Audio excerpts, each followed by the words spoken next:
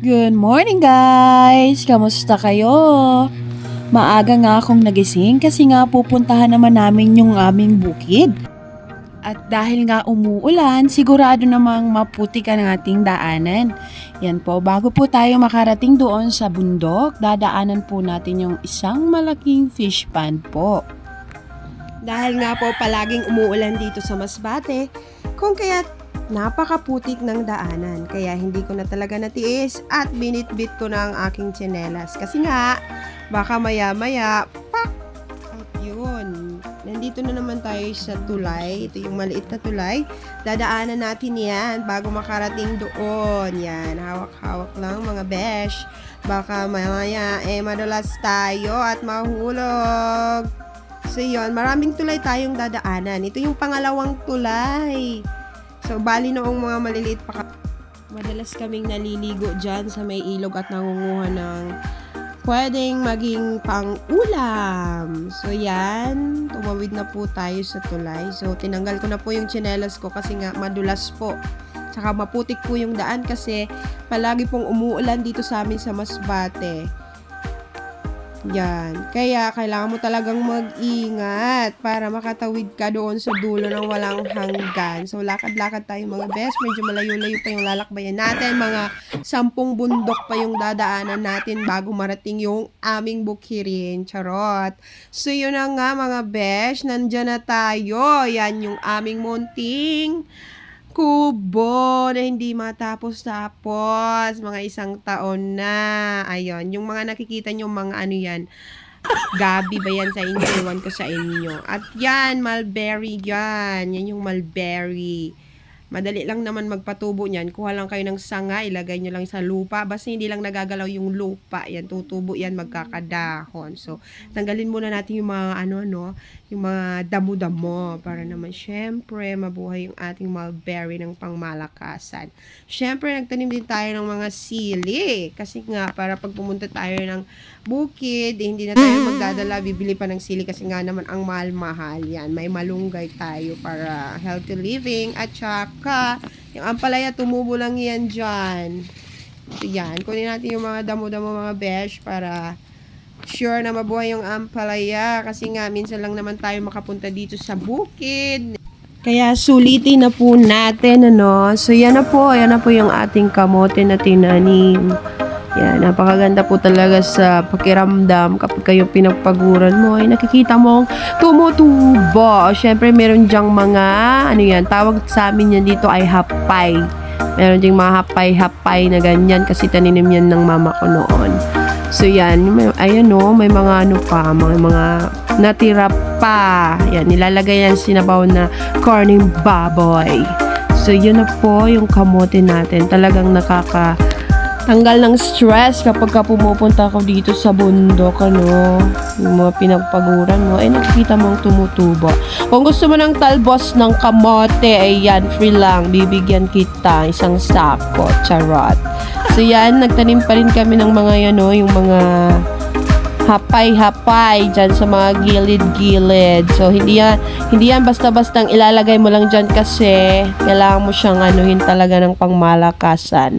Bungkalin ng lupa. Siyempre, may mga okra din tayo. Siyempre, yan.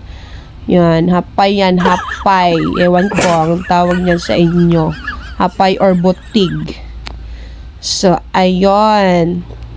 Madami yan na tinanim. Kailangan talaga bungkalin yung lupa para naman madami tayong ma-harvest in the future. So, yung kamote pala natin, inararo yung lupa para malambot. So, ayun na po. Yan. Madali lang naman po yung magtanim ng kamote. Basta may nag-aararo lang. Pagkatapos mag-araro, itatanim mo lang yung mga puno niyan. Tapos dapat po maganda yung lupa para marami tayong ani, makukuhang mga laman. So, yan. 2 uri po yan ng kamote na itaninim namin. Yung violet, may pagka-violet yung mga dahon. Tapos yung iba, yung pure, parang white lang lahat. So, ayun. Medyo andito po pala kami sa tuktok, tuktok ng bundok. Yan, tanaw na tanaw po yung Blackstone. Charot.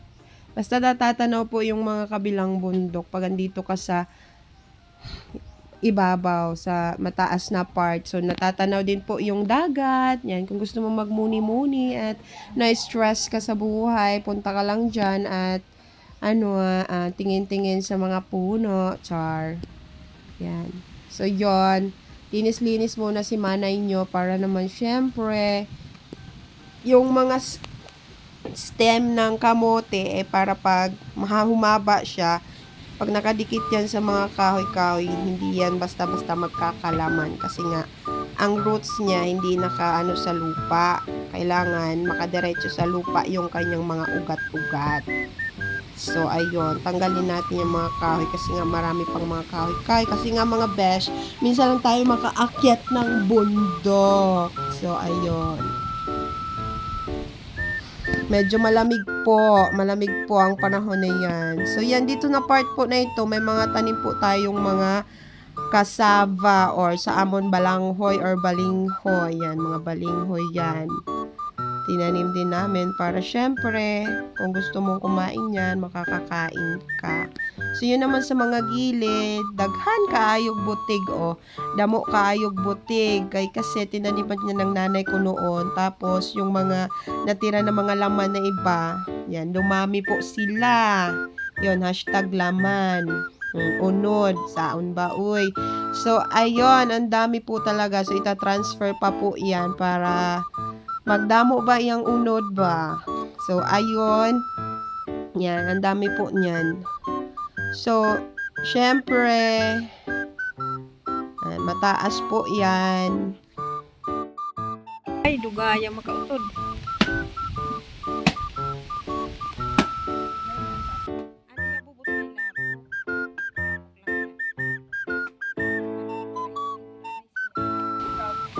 Nagsuroy-suroy kag nagtuba sa sagi. Tumbado. Ano daw ini kun orang sira. Kung orang sira maayo. Kung may sira maayo ko, ang saon lang. Linisi man, dili ka bunga lang kwaon.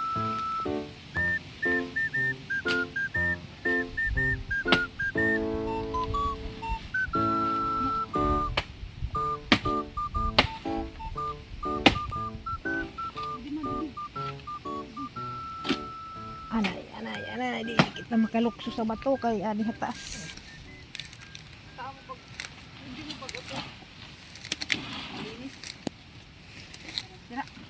Walang sira. Walang sira, malinis. Oh, ang kutkot na lagayod san kuan. Sapat. Siguro gutuman ang mga sapat. Sige lang, bisa sapat ang magkaon. Okay lang. Pasalamat nga na sapat kay nakakaon sa tinanom ni Dodong. Ayun. Uy, kaayo lang. Ate, may Ha? sira. Oo. Oh, tutok din. May punggod. Ate.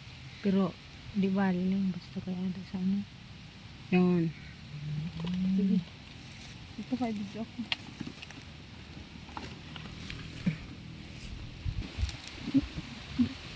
Fight, ma'am. Binos. Basta saging. Maglaping-laping ka mo. O sige. Magamos.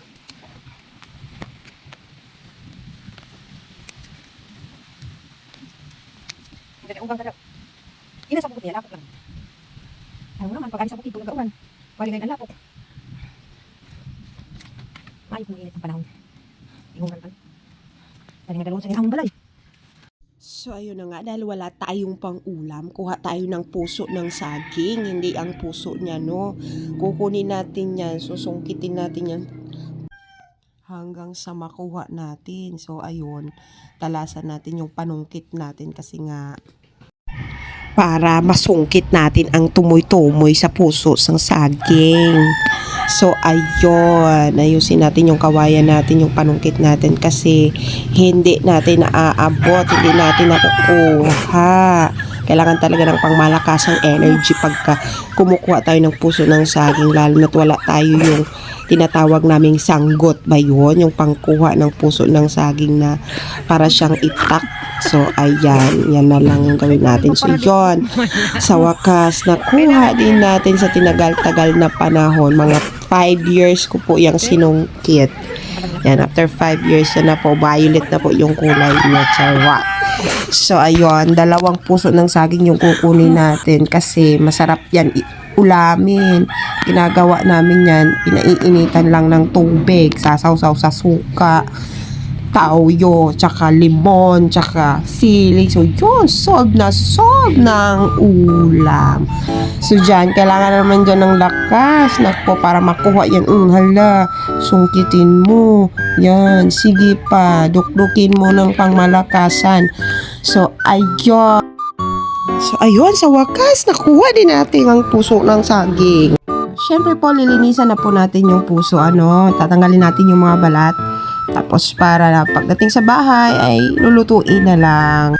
So bali 2 puso ng saging yung lilinisan natin dyan.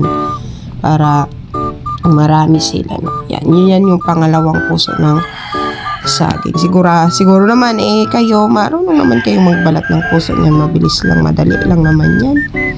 Tanggal ng balat.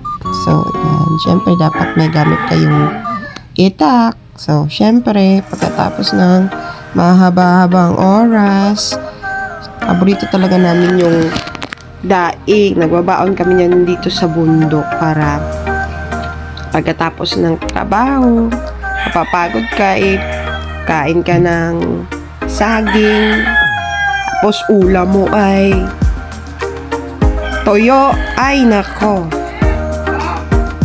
tutuyo ang pawis mo talaga. So, diba, mainit-init pang saging, kain tayo mga maway. Thank you for watching.